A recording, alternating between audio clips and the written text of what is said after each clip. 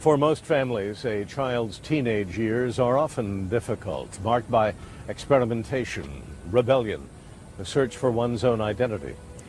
16-year-old Heather Rich was testing her limits and her parents' patience when she snuck out of the house one October night.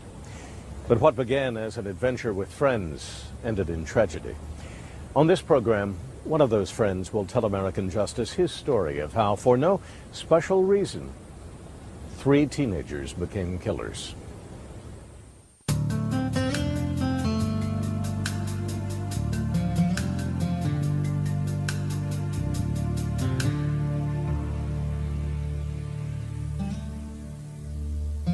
In a remote region of southern Oklahoma, just across the Red River from Texas, sits the quiet town of Waurika.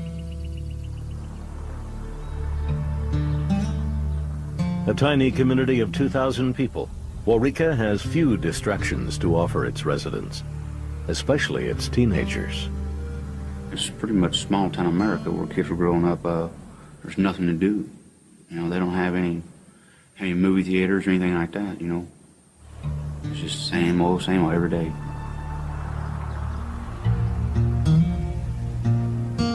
In the fall of 1996, 402 North Ash Street was home to the Rich family, Gail, Dwayne, and their 4 children.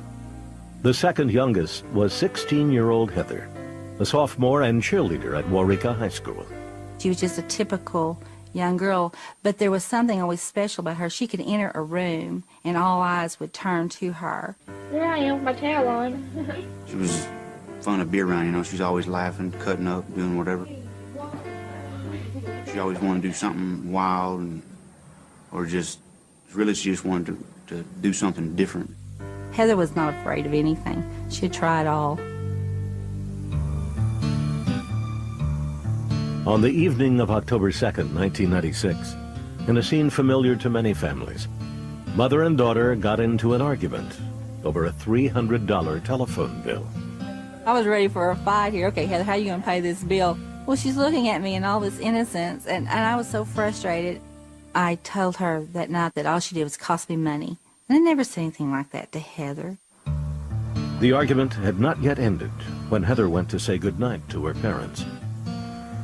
She came into the bedroom, told her daddy she loved him, and he told her he loved her too. And then she made a big production of walking past me to make sure I understood. She didn't say that to me. She was upset with me. And she went to her room, and that was the last I saw my daughter. The next morning, October 3rd, Gail found her daughter's bedroom empty. She and her husband went to the Jefferson County Sheriff's Department in Waurika to report their daughter missing. When Gail explained the fight over the phone bill, police told them not to panic. Heather was probably angry and would turn up soon. Gail wasn't so sure. I knew my daughter. She wouldn't have done that. Heather would handle her problems in a different way, not run away from them. Frustrated with the police, Gail and her husband immediately began their own search of the town. Gail started contacting Heather's friends, one of whom was Randy Wood, a 17-year-old senior and captain of the Waurika Eagles football team. Her daughter had dated Randy briefly a few weeks earlier, and they had remained friends.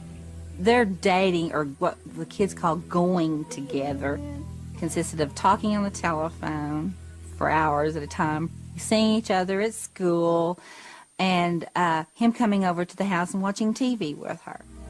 Now Gail phoned Randy to see if he knew where Heather was. I told her I didn't know anything. She said, well, if you knew anything, you would tell us, right? And I told her, yes, ma'am. And, you know, and she took my word. But Gail says she didn't believe Randy and felt that he was hiding something. He sounded like a robot. There was no emotion in his voice. And when he would repeat his story to me about where he had been and what he had been doing, who he had been with, it was word for word each time. It's too perfect. Worried she wasn't getting the full story, Gail went to talk to another friend of Heather's, Josh Bagwell, also a 17-year-old senior at Waurika High School. In the well-to-do section of Waurika at the Bagwell home, Gail was met by Josh's grandmother, who had been cleaning a trailer in back of the property. She told Gail that Josh wasn't available. She said he needed a time to party the night before, and so she was going to let him sleep that morning, and she wouldn't let me talk to him. So I left, but did notice that she was cleaning the trailer from a party that the kids had had, and I made note of that.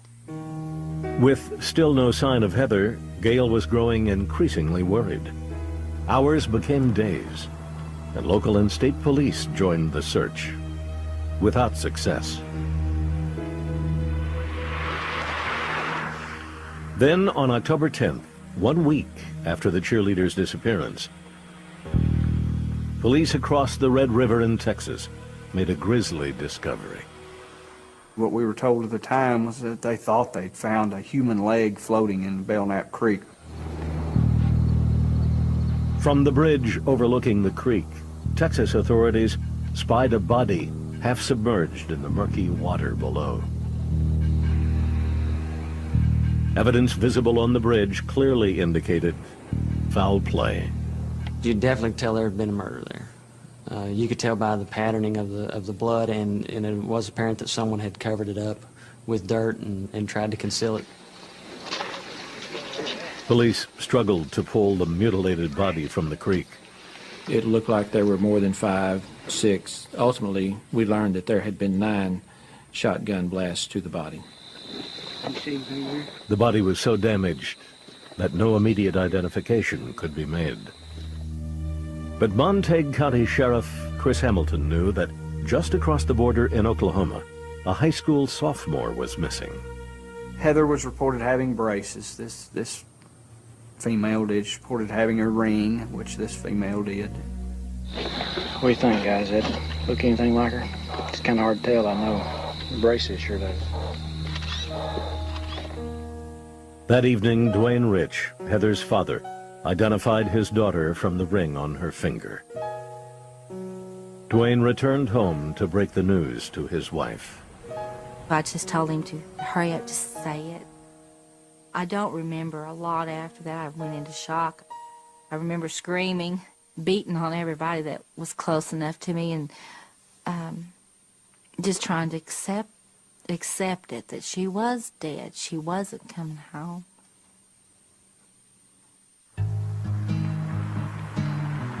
The next day, news of Heather's death spread quickly through the town, reaching her friends at school. Football captain Randy Wood remembers that morning well.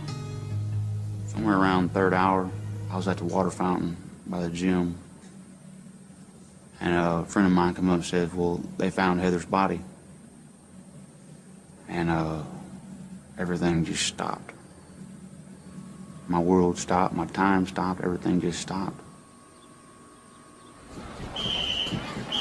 That day happened to coincide with Waurika High's annual homecoming game. Randy was named homecoming king in front of all his friends.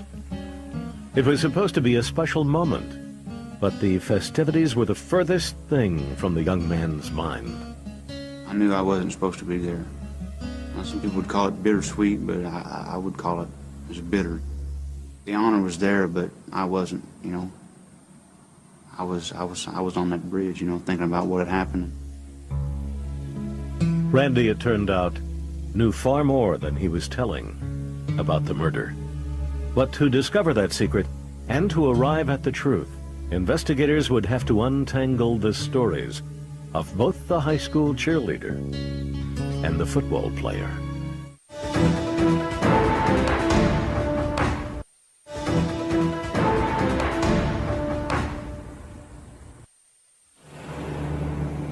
In October 1996, the body of Heather Rich was discovered in a creek bed near the Red River in Texas. The 16-year-old cheerleader had been missing for a week. Now that it was a murder case, Texas police began looking for who killed Heather and why. Their search would lead them into the heart of a small Oklahoma town and to 3 teenage boys who turned an ordinary night into a family's tragedy. One's a homecoming king. One's a rich, spoiled kid. One's a kid that's a tough off the streets. It's more like something you'd see out of Hollywood than you would in southern Oklahoma. Texas police began their investigation in Heather Rich's hometown. And the starting point, obviously, is going to be in Waurika, where Heather was last known to be on the night of October 2nd. They interviewed Heather's mother, Gail.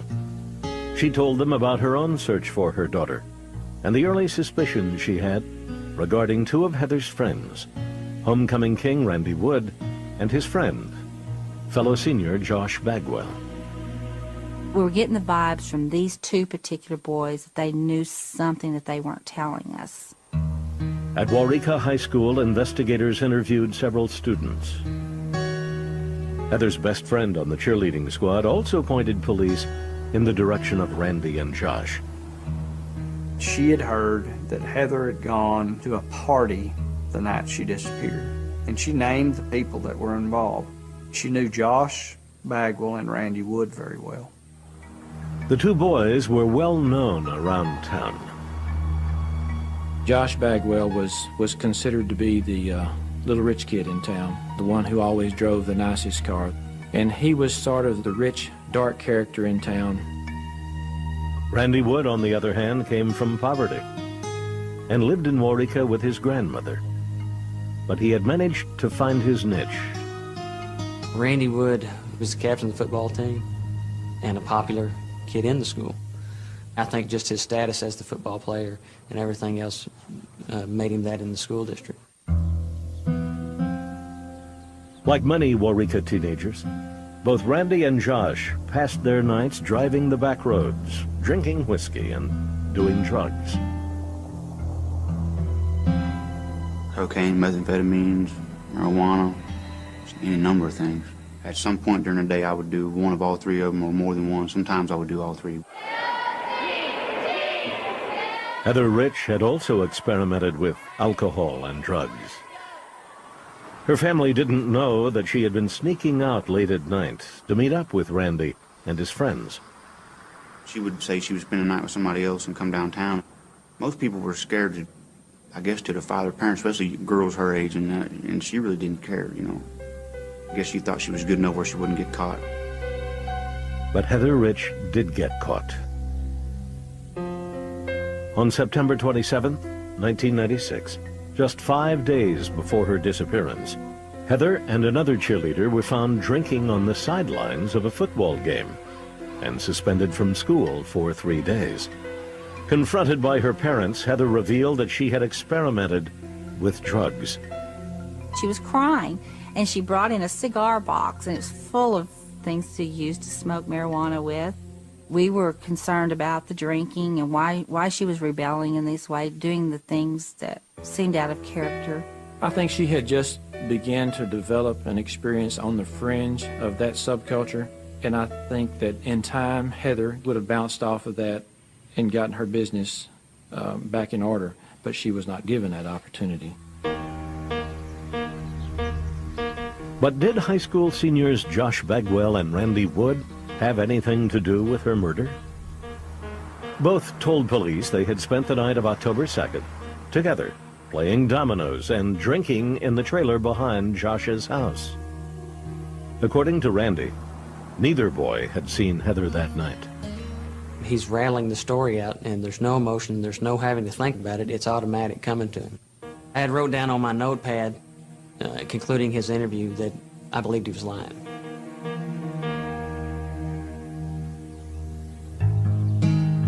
Despite police suspicions that Randy and Josh were somehow involved in Heather's death, there were still too many pieces missing. But the police were beginning to fill them in. The autopsy results were in. They revealed two interesting details. The first was that Heather had been shot 9 times. We stood around and scratched our head and wondered why someone would shoot someone 9 times. We have police-type shotguns, and most of them hold 8. Why is she shot 9 times? The second detail, the ammunition used in the crime was Winchester double-aught buckshot, an unusual and powerful round. Investigators learned that Beaver Hardware, just off Main Street, was the only store in Waurika that carried that type of ammunition. A review of store receipts revealed that just before the murder, 20 rounds of buckshot had been purchased by Heather's friend, high school senior Josh Bagwell. The owner also told police that someone else had been with Josh when he made the purchase. The only question then we had was, who was this guy who was with Bagwell? And the investigators involved in this overall investigation had learned that he had been seen frequently, Bagwell had been seen frequently with another man by the name of Curtis Gamble. Police were already well acquainted with Curtis Gamble. At 19, the young man had several prior arrests and had spent much of his adolescence in juvenile facilities. Curtis had a terrible background, had a violent background. One of the things he used to like to do is drive around and shoot people's dogs out of their front yards and drive off. And he would shoot cattle, horses, just drive around and kill things. On the afternoon of October 23rd, Ranger Lane Aiken paid a visit to the new suspect's home in nearby Terrell, Oklahoma. There he spoke to Curtis's grandmother, Rita Robbins, who revealed something unexpected. When Curtis was a boy, she used to take him fishing over in Texas at the Belknap Creek Bridge. And the description she gave took us right back to the Heather Rich murder scene. The pieces were falling into place. The next day, authorities picked up Curtis Gamble and took him to the sheriff's office in Waurika, where he agreed to take a polygraph test. He failed. Police then questioned Gamble for more than 8 hours. He admitted that he owned a high-powered gun and agreed to hand it over to police. It was a rare firearm, a Mossberg M9 shotgun. We look and it's capable of firing 9 rounds, knowing that Heather had been shot 9 times. With evidence mounting against him, Curtis Gamble broke down and confessed, implicating himself, Randy Wood, and Josh Bagwell in the murder of Heather Rich. Curtis Gamble lays out the whole story, what had happened, in about a 2-page confession that I typed as he spoke. On the strength of Curtis's confession, 3 weeks after Heather Rich disappeared, police arrested Randy and Josh for her kidnap and murder. In custody, Josh refused to give police a statement, but Randy seemed willing to cooperate. At the sheriff's office, police confronted him with Curtis's confession. They said that everything was my idea, that I killed her, that I was the one calling shots, and that, he was just following my orders. But investigators were convinced that Randy wasn't the shooter, despite Curtis's accusations. Randy didn't add up. Randy still went to school. Randy played football. Randy wasn't, quote-unquote, what we would consider a killer at the time. Police believed that Randy would lead them to the truth about what happened on the bridge the night of October 2nd, and they pressured him to talk. Chris Hamilton told me, said, well, you know this means a death penalty, right? And I said, man, look here, if you want the truth, man, get a pen and paper and write it down, I'll tell you what happened. Randy Wood would go on to lay out for police his story of what happened the night Heather Rich was murdered. Up next, we'll hear that story from Wood himself.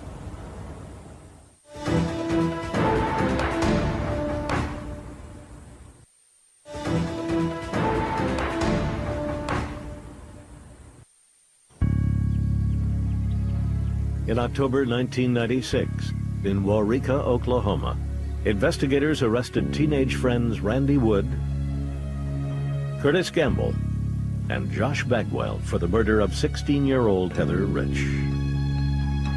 While Josh had refused to cooperate with police, Curtis and Randy both gave signed confessions. Each accused the other of being the shooter. Though the events of the night of October 2nd can never fully be known, investigators believed Randy's story came closest to the truth. He stuck to pretty much the same story from the night that we took the statement from him that he admitted his involvement.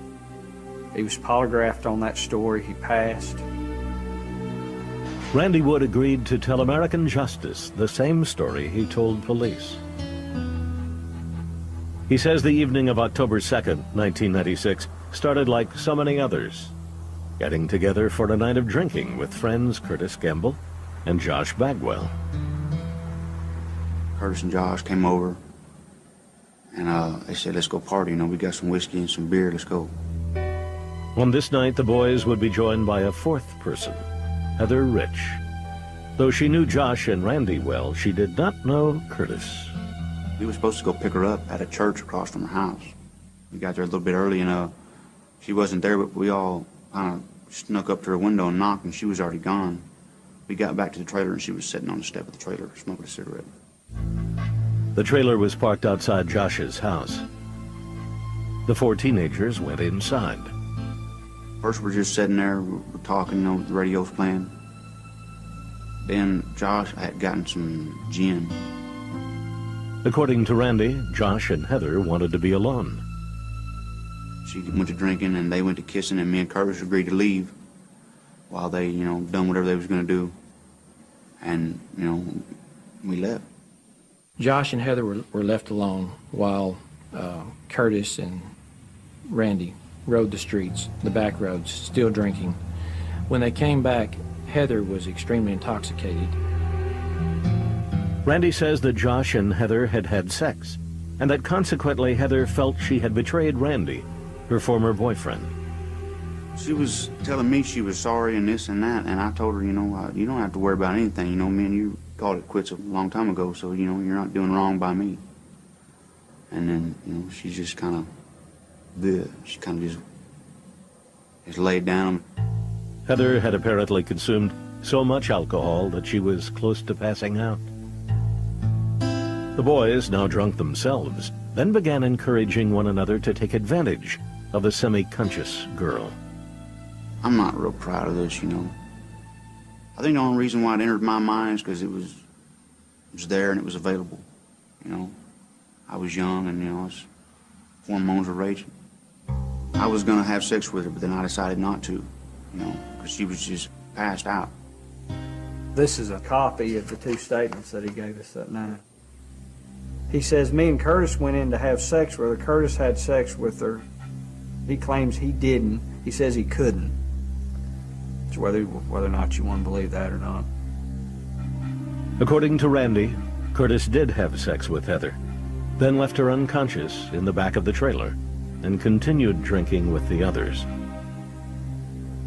A short while later, Heather awoke in a panic. Randy says her screams threw Curtis into a frenzy. And that's when he starts flipping out. Talking, well, she's going to say I raped her and so on and so forth. That's when he started talking about killing her. She was going to turn him in for rape. Going to turn him in for rape. So they couldn't do that. They couldn't go to jail for rape. So let's just kill her. Randy claims he didn't take Curtis seriously at first. He's a typical hothead or whatever. He got the macho attitude or whatnot. So I'm just thinking, yeah, whatever. You're just running off at the mouth. But Curtis was not joking. According to Randy, he pulled out the Mossberg M9 shotgun he often kept with him. He levels the shotgun at me and says, you're going to get her dressed. Randy and Josh then began to carry out Curtis's demands. The two boys loaded the barely conscious girl into the back of Josh's grandfather's truck. With Josh behind the wheel, the four teenagers drove off in the direction of Curtis's home in Terrell, Oklahoma. I'm thinking, well, maybe we're taking him home. And then we're going to drive back, take her home. Well, I'm going home, Josh is going home. But the boys did not go home. At the Red River, Curtis took the wheel and headed over the border with Heather. Curtis makes a decision to take her into Texas to Belknap Creek, where he had been as a young man. She's still in an intoxicated stupor, not knowing what's about to happen. He stopped the truck right in the middle of the bridge and As he's getting out, he grabs a shotgun and tells me and Josh, you know, get her out and put her over on the side. On the isolated bridge, Randy says that he feared for his life, and so again he obeyed Curtis's orders. I knew there was nothing I could do to stop it. Because, you know, he had it set in his mind what he was going to do, and there's not a doubt in my mind he would have killed me too if I would have objected to what he was doing. The boys then pulled Heather's unconscious body from the back seat of the pickup truck. We put her on the ground. It was on the bridge itself. We put her right there, and she kind of slumped over. I knew that once I set her there, I knew it was all over with. I get back in the truck, and I sat there with my hands covering my face, and then hear one shot, and a lot more come after it.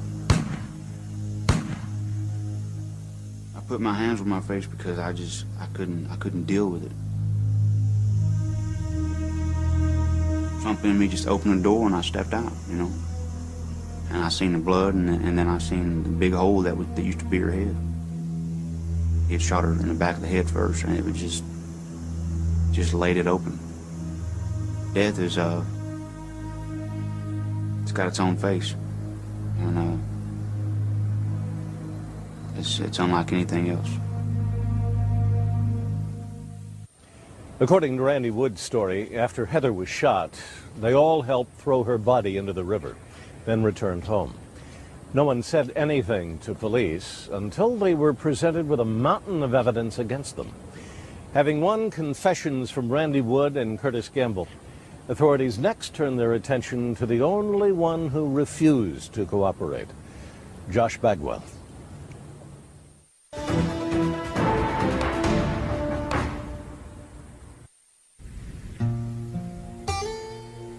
In October 1996, teenagers Josh Bagwell, Curtis Gamble, and Randy Wood were each facing charges in the kidnap and murder of 16-year-old Heather Rich. While the kidnapping had occurred in Oklahoma, the murder itself had taken place just across the border in Texas. It was here that the teenagers would stand trial. All would be tried as adults. Montague County District Attorney Tim Cole initially planned to pursue the death penalty for alleged triggerman Curtis Gamble and life sentences for the others. That was something that the family, Gail and Dwayne Rich and I, all agreed upon, that these three individuals all needed to be held responsible for this. But convicting all three young men would not be easy. The weakest of the three cases was the one against Josh Bagwell. Unlike his two friends, Josh had not confessed to any role in Heather's murder. We didn't have strong evidence as to what his participation level was at the scene, so we were going to have to depend upon what the other two participants told us. Like the police, Tim Cole had accepted Randy Wood's version of events. I made the decision very early after talking to Randy Wood that he might go along, he might help, but that I didn't think he was the type of person that would pull the trigger. In exchange for Randy's testimony, Cole offered him a life sentence with the possibility of parole in 30 years.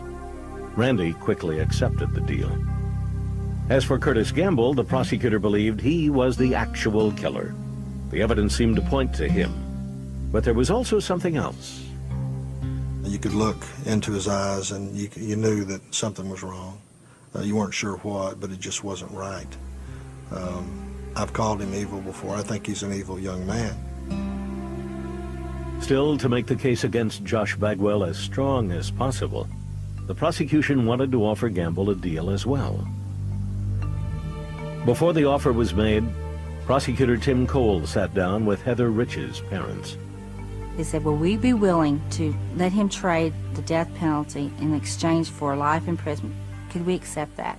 And we went home, we thought about it for 2 days, and we came back and we told him, yes, we could. It was more important to us to get Josh than it was to see Curtis be put to death. Curtis agreed to the deal.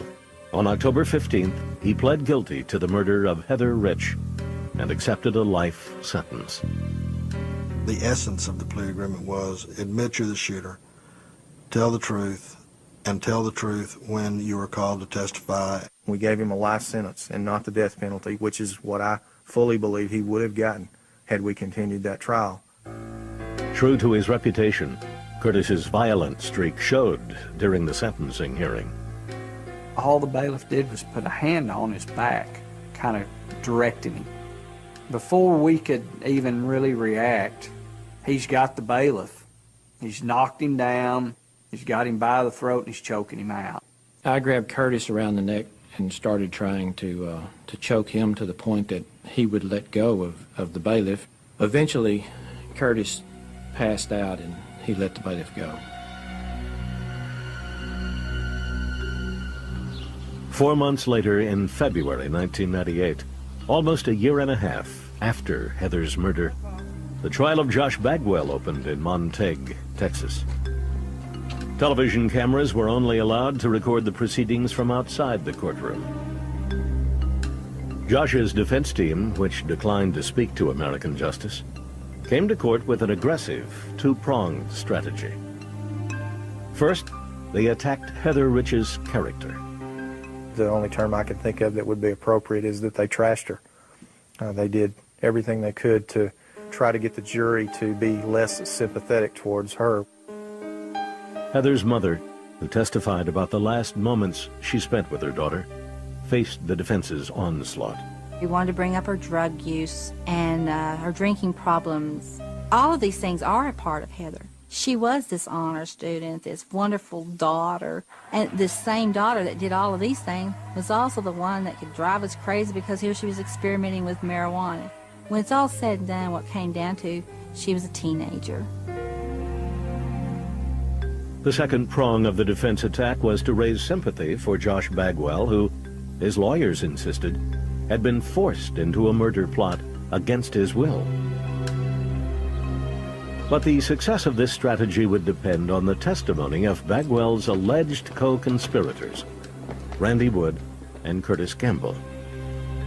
Both were scheduled to appear under plea bargains worked out with the prosecution.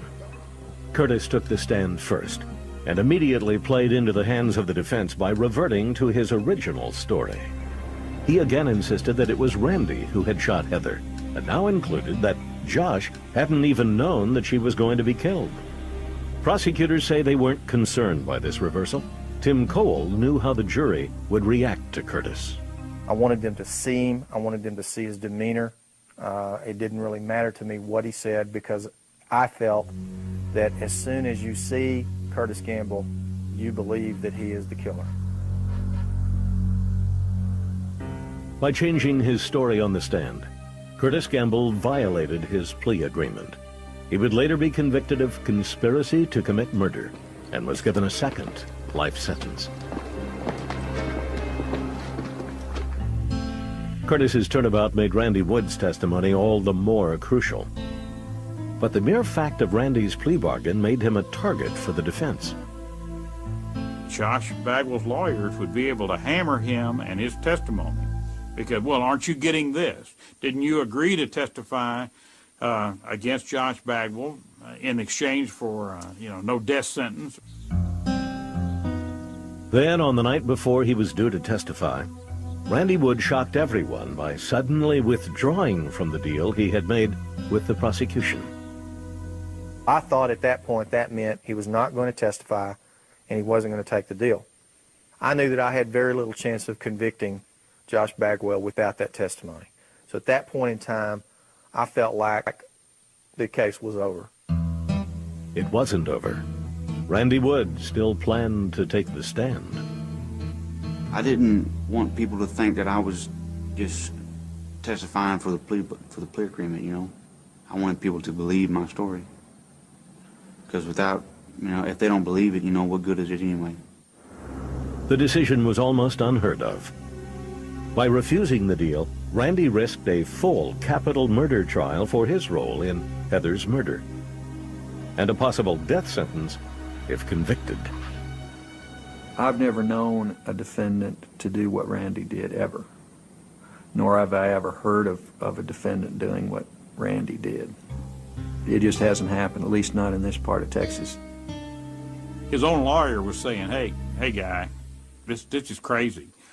I mean, it's noble. It's very noble what you're doing. But from a legal standpoint, man, you're crazy to do this. You could wind up on death row. When Randy Wood rejected the plea bargain, there was no telling what kind of impact it would have on Josh Bagwell's fate or his own. No one was more stunned by Randy's course of action than Heather Rich's parents. And that led to a stunning encounter between the accused and the bereaved.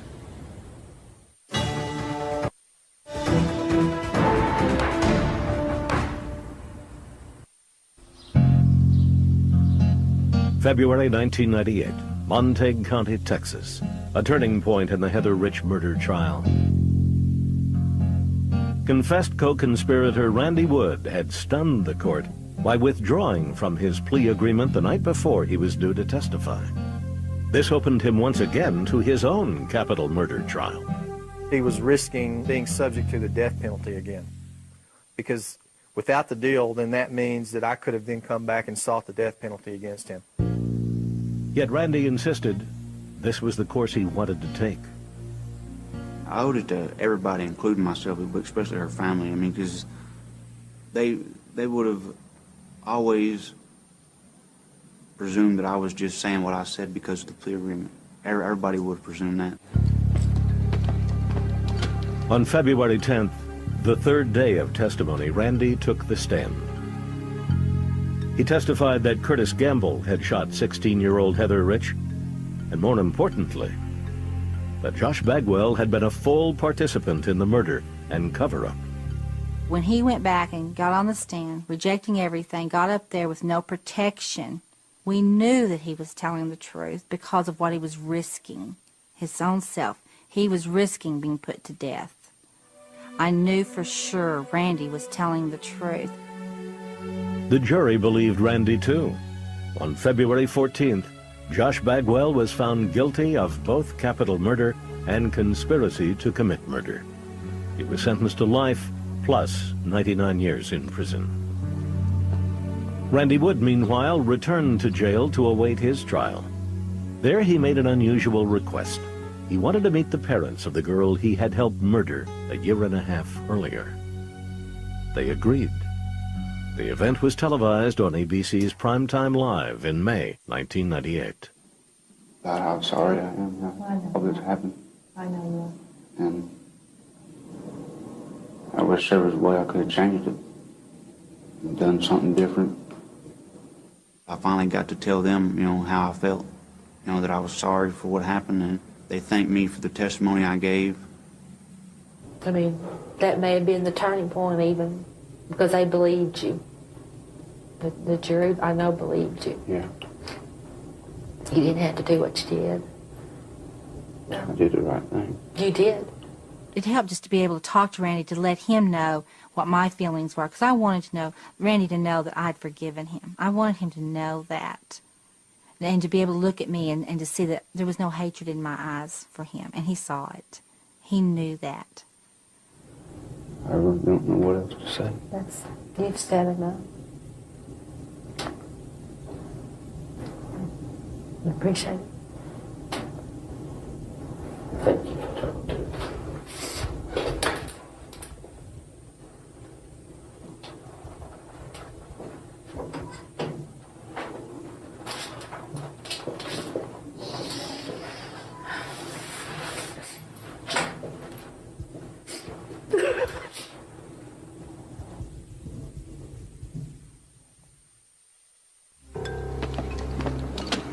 In August 1998, 6 months after Josh Bagwell's trial, Randy Wood's own trial began. In a rare expression of concern for a murder defendant, prosecutor Tim Cole had appealed to Randy to make a deal. Both I and his attorney tried to get him to plead guilty before that trial and to accept a deal that would have allowed the judge to sentence him to something less than life. We made that offer to him. There's a bond that's developed between Tim Cole and Randy, and he has a certain amount of sympathy for Randy. I mean, obviously he was the adversary in that situation, but he was trying to tell Randy, you need to listen to what your lawyer says, and you need to take this deal. He wouldn't take it. He would not stand up and say that he was guilty of Heather Rich's murder. Randy was making his stand on principle. In his mind, there was a difference between what he had done and what Curtis Gamble had done. Murder is one thing, man, but being scared and being a young kid is something totally different, you know. I mean, I didn't pull a trigger. I didn't, you know, it wasn't my idea to kill her. I mean, I didn't do it, you know. To me, murder is a physical taking of somebody's life. I mean, I didn't do that. Texas law, however, does not distinguish between an individual who commits a murder and one who is merely a party to the crime. He helped to kidnap her. They crossed the state line. He's one of the ones that carried her and laid her on the bridge and set her up. You know, he was a part of that. So he'll be punished for the rest of his life. On August 27, 1998, after only a 3-day trial, Randy Wood was convicted of capital murder. His sentence was automatic, life in prison, with no possibility of parole for 40 years. I really don't feel good that Randy Wood will spend the rest of his life in prison. The problem was that he gave me no choice because he would not plead guilty to anything in her case. Randy will be in prison the rest of his life, but I don't feel like he should be, no. Curtis and Josh, I feel like they should both be dead. But Randy, I feel like should serve some time in prison. Yes, he should. He did something that was terribly wrong, but not to pay for it with the rest of his life, no. At the Texas prison he now calls home, Randy still holds on to the memory of his one-time friend, the girl he helped murder, Heather Rich. I think about her every day, you know. When I wake up, before I go to bed, she's always on my mind, you know. It haunts me. It's just ingrained in my memory because it's undoubtedly the most horrible thing I've ever seen. When we spoke to Randy, he said he didn't believe he would remain in prison until his 57th birthday, when he will first be eligible for parole. He holds out hope that he will be released early on appeal. In January 2002, in one final twist to this story, the other two individuals involved, Curtis Gamble and Josh Bagwell, carried out a daring nighttime escape from a Texas jail cell. After a 10-day nationwide manhunt, the two were apprehended without incident and sent back to prison. I'm Bill Curtis. Join me next time for another episode of American Justice. Worried she wasn't getting the full story, Gail went to talk to another friend of Heather's, Josh Bagwell, also a 17-year-old senior at Waurika High School.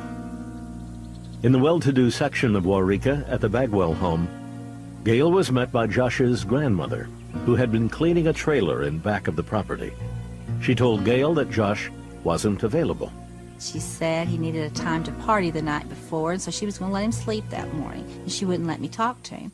So I left, but did notice that she was cleaning the trailer from a party that the kids had had, and I made note of that. With still no sign of Heather, Gail was growing increasingly worried.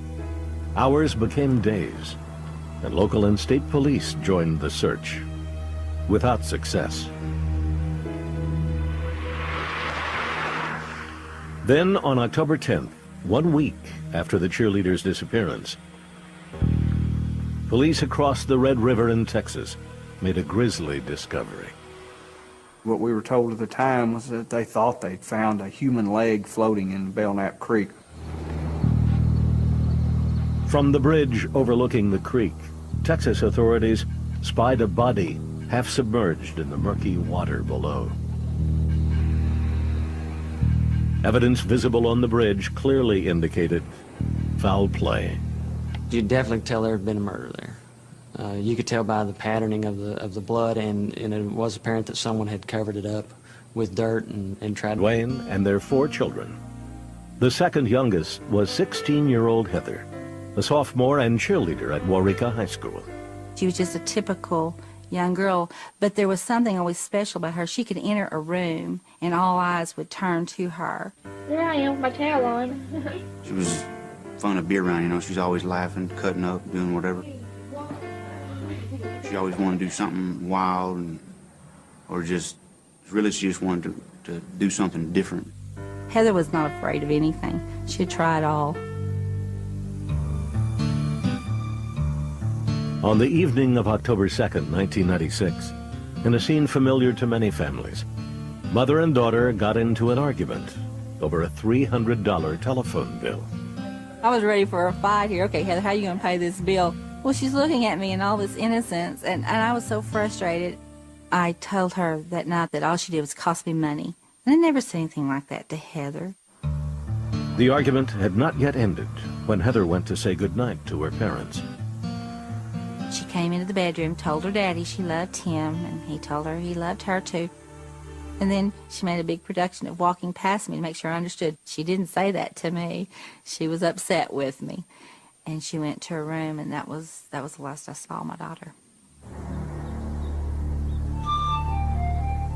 The next morning, October 3rd, Gail found her daughter's bedroom empty. She and her husband went to the Jefferson County Sheriff's Department.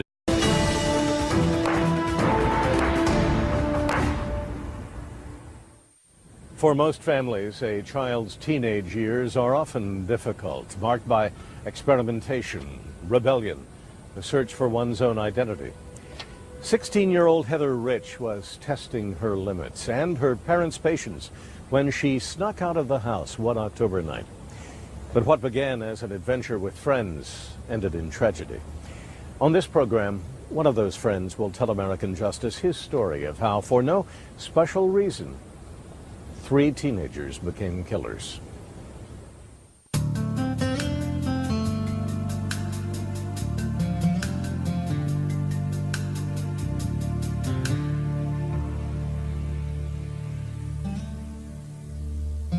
In a remote region of southern Oklahoma, just across the Red River from Texas, sits the quiet town of Waurika. A tiny community of 2,000 people, Waurika has few distractions to offer its residents, especially its teenagers. It's pretty much small town America where kids were growing up. There's nothing to do. You know, they don't have any movie theaters or anything like that, you know. It's just same old every day.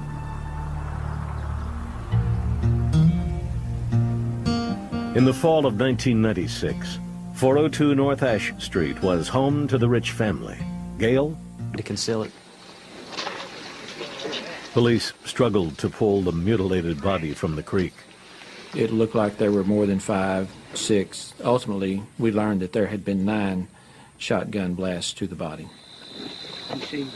The body was so damaged that no immediate identification could be made. But Montague County Sheriff Chris Hamilton knew that just across the border in Oklahoma, a high school sophomore was missing. Heather was reported having braces. This female did. She reported having a ring, which this female did. What do you think, guys? That look anything like her?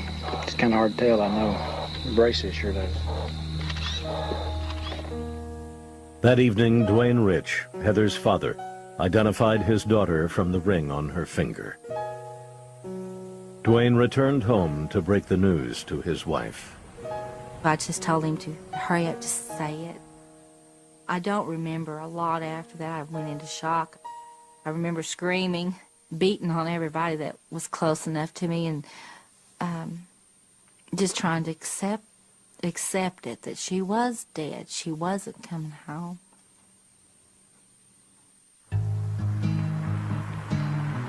The next day, news of Heather's death spread quickly through the town, reaching her friends at school. Football captain Randy Wood remembers that morning well. Somewhere around 3rd hour, I was at the water fountain by the gym. In Waurika, to report their daughter missing. When Gail explained the fight over the phone bill, police told them not to panic. Heather was probably angry and would turn up soon. Gail wasn't so sure. I knew my daughter, she wouldn't have done that. Heather would handle her problems in a different way, not run away from them. Frustrated with the police, Gail and her husband immediately began their own search of the town. Gail started contacting Heather's friends, one of whom was Randy Wood, a 17-year-old senior and captain of the Waurika Eagles football team. Her daughter had dated Randy briefly a few weeks earlier, and they had remained friends. Their dating, or what the kids call going together, consisted of talking on the telephone for hours at a time, seeing each other at school, and him coming over to the house and watching TV with her. Now Gail phoned Randy to see if he knew where Heather was. I told her I didn't know anything. She said, well, if you knew anything, you would tell us, right? And I told her, yes, ma'am. And, you know, and she took my word. But Gail says she didn't believe Randy and felt that he was hiding something. He sounded like a robot. There was no emotion in his voice. And when he would repeat his story to me about where he had been and what he had been doing, who he had been with, it was word for word each time. It's too perfect.